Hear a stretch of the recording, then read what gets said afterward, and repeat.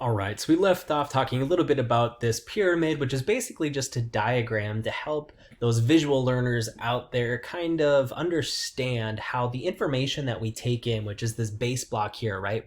As human beings, we're constantly taking in information, whether it's messages we get through the media, messages we get from our parents, our friends, our coworkers, etc. How these experiences or these pieces of information that we take in affect how we come to view and make judgments about other groups of people. And so that has a lot to do with these other terms at the top of the pyramid, which we'll go ahead and provide some definitions to now because we're going to be working with them a lot throughout this course. So to start, let's focus on bias and stereotypes. So a bias refers to a tendency, an inclination, or a prejudice towards or against something or someone, often in a way that is either unfair or unjustified. So biases can be positive. We can have a positive bias towards something. We might favor a certain group of individuals. They can also be negative, meaning that we'd have a bias against something, meaning we would have an unfavorable look or outlook towards a particular group of individuals.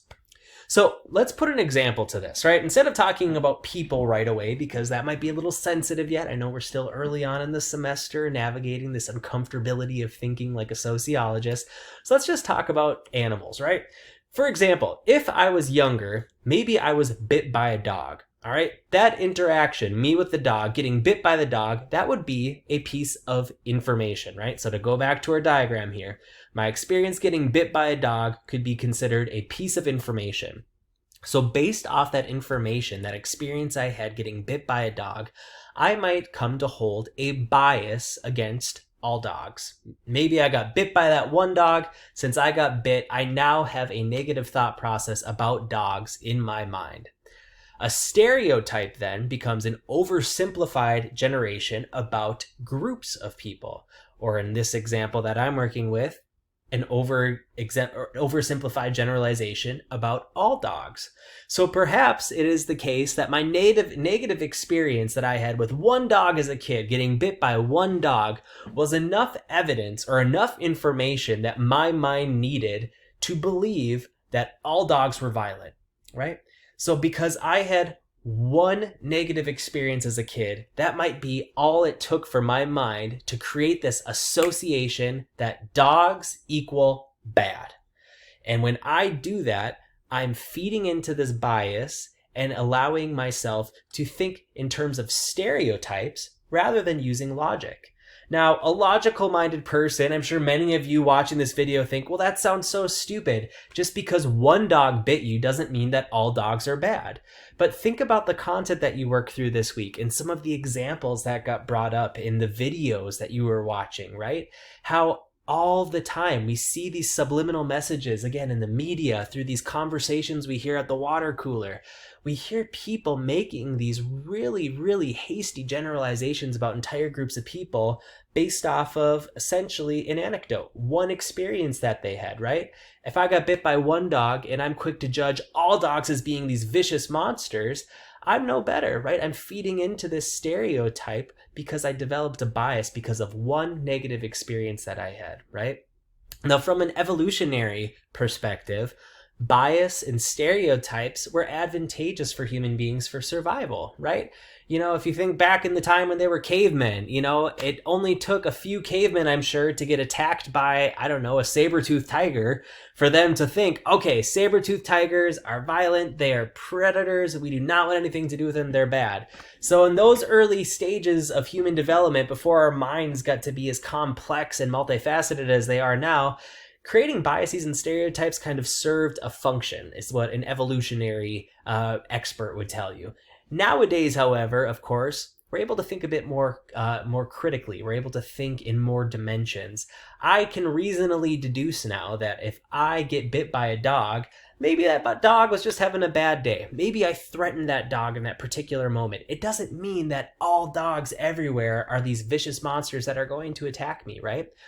But we allow ourselves to feed into these lines of thinking that can create these stereotypes, not just about animals, but about groups of people or about a particular culture, right? If we don't know every member of a certain religion. We don't know every member of a certain gender or race.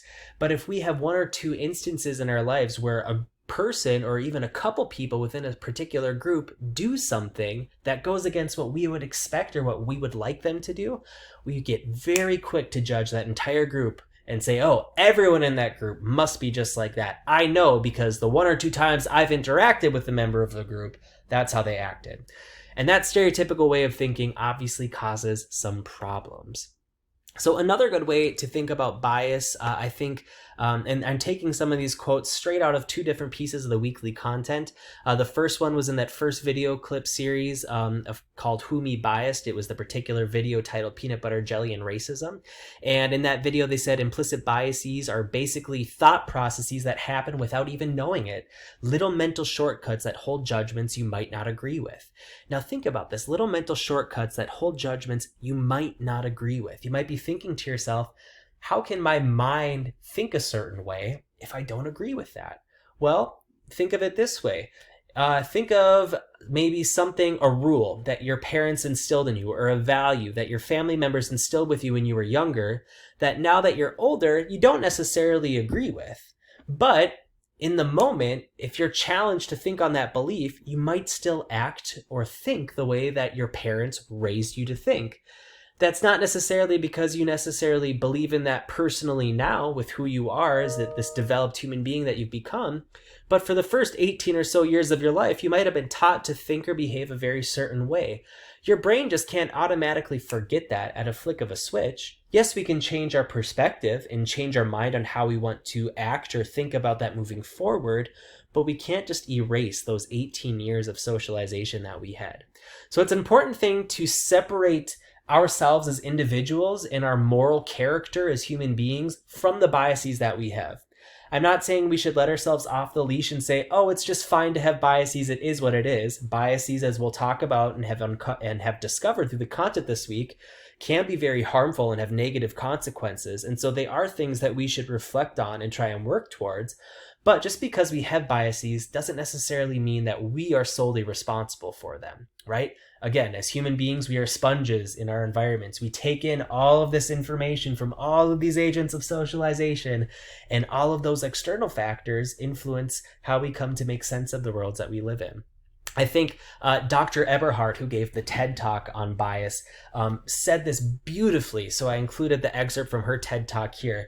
She said, we create categories to make sense of the world, to assert some control and coherence to the stimuli that we're constantly being bombarded with. Categorization and the bias that it seeds allow our brains to make judgments more quickly and efficiently, and we do this by instinctively relying on patterns that seem predictable. So this stems back to our evolutionary habits as human beings. We used to rely on biases and stereotypes because they allowed us to make quick snap judgments about potentially life-threatening situations. Now today we don't have those same life-threatening situations, but we're still quick to make kind of hasty generalizations about groups of people based off of maybe a handful of experiences, because it's easier for our brains to process things if we're not looking at individuals at that granular level. If we make these kind of blanket stereotypical statements like all members of X group are this, then we don't need to go into that higher level of critical thinking to understand the beliefs and the behaviors of every individual in that group. Now, just because it makes it easier to think about an entire group of people in that way, say, oh, all Americans are X, Y, or Z. Is that really an accurate portrayal of that entire group of people? Of course not. Of course, there's going to be a lot of variety in that. So instead of essentially being lazy and allowing our brains to just lump all people of the same group or that share a same characteristic as being the same person, it really does take a little bit more work for us to get to know people at the individual level. Right? She continued to say, yet just as the categories we create allow us to make quick decisions, they also reinforce bias. So the very things that help us to see the world can also blind us. They render our choices effortless, friction-free, yet they exact a heavy toll.